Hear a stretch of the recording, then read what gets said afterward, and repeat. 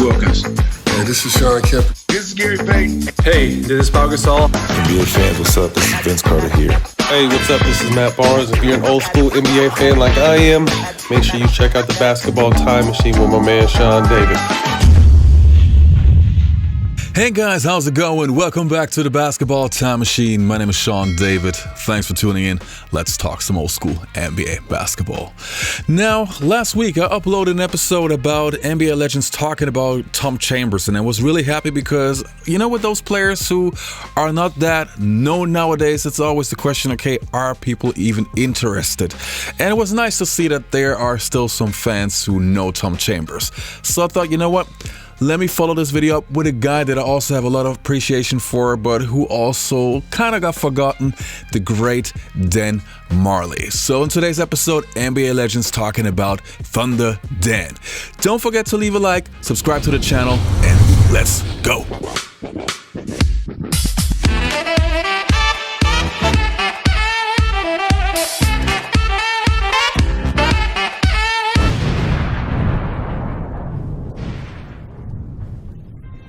Now the first clip that we're going to take a look at is Charles Barkley and some other guys praising Dan Majerle for making 8 threes in the Western Conference Finals. Let's have a look. Majerle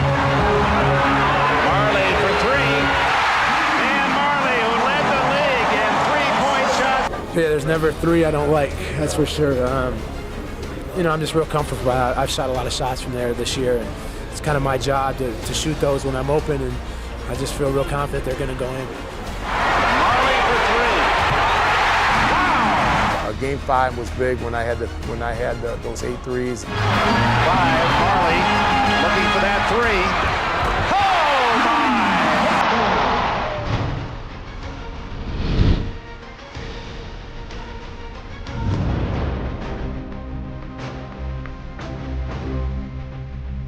Wherever you are, whatever you're doing, hope you'll stay with us. A big night of NBA playoff action coming up.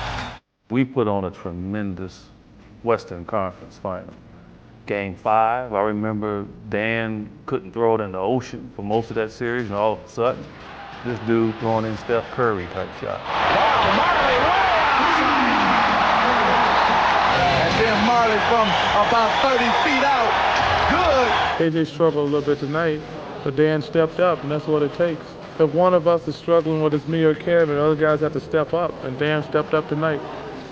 They had made up their mind they were going to double me and not let me make a play in the game. And Dan just was amazing. That's like I said earlier, throughout our season, everybody made a bunch of plays. Dan, he just did whatever he had to do. I mean, if he wasn't open, he wouldn't have shot. He would have just guarded Gary Payton or whoever he had to guard and help you win the game. But if he's open, he's going to let it fly. I remember it was Game 5 when I made the 8 threes.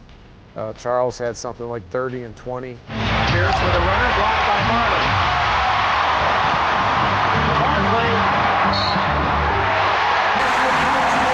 I love Dan Majerle like a brother because he has my personality.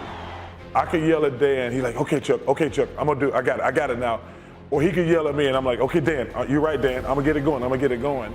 And that's one of the reasons he's probably one of my favorite teammates of all time, because we can yell at each other and it uplifts us. Majerle again. His 6 makes tonight ties Phoenix record held, interestingly, by Eddie Johnson, now playing with Seattle. He knew he wasn't going to choke. He was just an ultimate competitor. Could have been 8 threes, could have been 4 threes, could have been making a defensive play. With Dan, you just took him for granted. I try not to take him for granted, but in my mind, I go, I know I can count on this guy. Danny Ainge to Majerle. Can he hit another? My,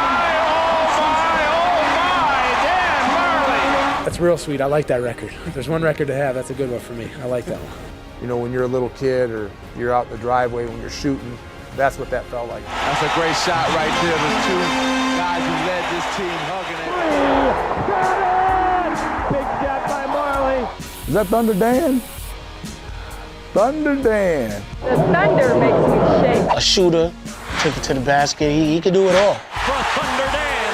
He's the first guy I ever saw modeling without a t-shirt as an NBA player.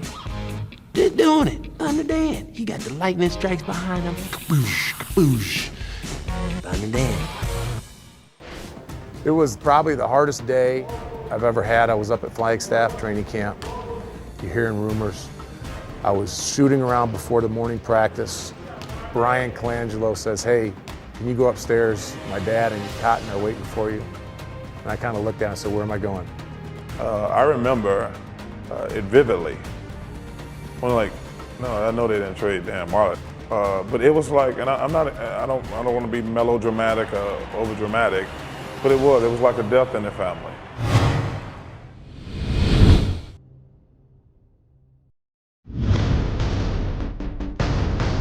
By midseason in his first year, he was one of the favorites. That's how quickly Dan Marley turned everyone around, and one of the most popular players ever to wear a Suns uniform.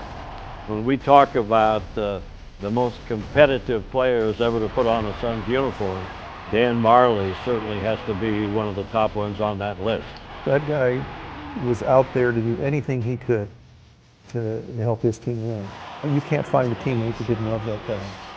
You know, Cotton had to kind of sell Dan to this team, to this town.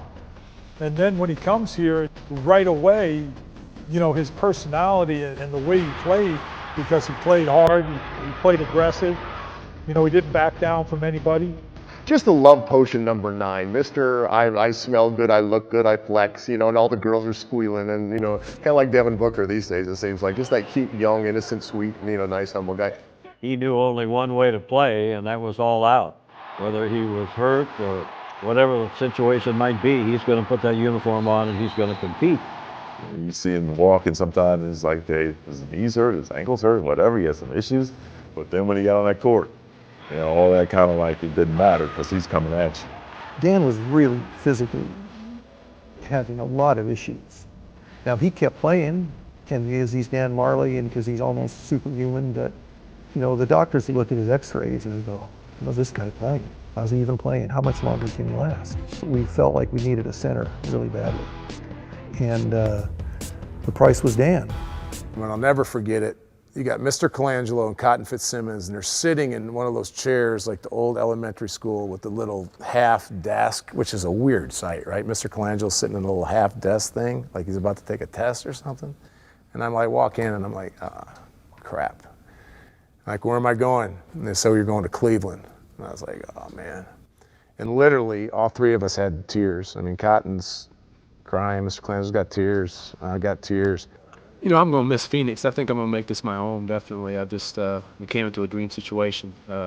Jerry and Cotton, you know, ever since they drafted me, it's been a perfect situation. And the fans have given me so much support that I really appreciate them. And I fell in love with Dallas. So I'll be back. I'm trying to get through the press conference. KJ comes behind me and says, that's enough, Devon, you're good. So I leave. Probably the hardest couple days of my life. It was hard. For the last 7 years, Dan has been the consummate professional. He's been the backbone of our team, played more minutes than anybody, and no one person has been more responsible for our continued success than Dan Marley. You know, he's one of the most popular players ever to play for the Phoenix Suns, and deservedly so. We just knew we need help in the middle, and Hot Rod Williams has done a solid job for the Cleveland Cavaliers all of his years with them. He has solid numbers. Not great numbers, but solid numbers. Marley, Quine, and Manning were the 3 guys I wanted on this team no matter what. And one of them gone, so I'm a little disappointed in that. It was like when Dan got traded, it was over. Because I think Dan, because I was on the downside, and Dan was like my right hand. And he brought that intensity to our team. And once they traded Dan, it was like a death in the family. It was a tough deal. It was really tough. And in retrospect, it certainly didn't work out. And we wish we wouldn't have done it. My year in Cleveland was really good. And here comes Dan Marley, and you listen to the crowd. It's one of those moments you don't have to say much. They still haven't forgotten Thunder Dan in Phoenix.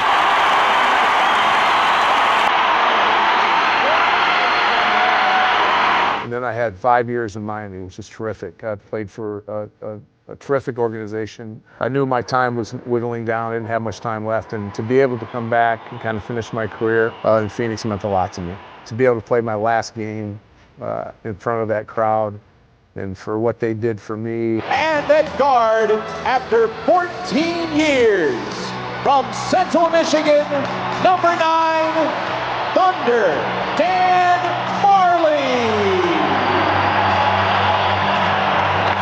Well, there you have it. Jeff Bond doing the introduction. Dan Majerle in the starting lineup for the Suns on his finale night. You know, I wanted to finish with a 3, and I couldn't make it. And they had some big Chinese guy guarding me, and he was trying to guard me. And I'm shooting and shooting and can't make it. And my teammates are rebounding. Bo Outlaw's busting his butt, trying to get every rebound, kicking it out to me. I remember after, you know, I missed one, and our guy got a rebound and scored and got fouled. And I walked over, and Don Nelson was the coach. Called me over and he said, "Hey," I said, "What?" He said, "If you can't score with that guy, you need to retire." I said, "You're right." So my final shot, right, I get it, I shoot it, and that thing bounces maybe 4 times, and it finally goes in. Meant to be. So I just dropped down, gave me 5 push-ups, kissed the floor, and got out. I said, "I'm out." You know, I said in the beginning of the video, to me as a real old school NBA fan who basically knows every single player who was in the NBA in the 80s and 90s, it is nice to give some praise to the guys who don't get the recognition nowadays. So Dan Majerle, that episode really was fun for me because on the one side, yes, it's hard to find those clips of those guys, but on the other hand, you know, I enjoy also, man, all those stories, so it's nice for me. So every time those videos do well, I will get another underrated guy of that era. So it's yeah, so basically it's your turn. You guys got to click on the video, watch the video, and I do my job and cover it with you. And cover you guys with that kind of stuff. Anyway, you guys, I hope you enjoyed this video. Don't forget to leave a like, subscribe, and hopefully you'll see you next time on the Basketball Time Machine.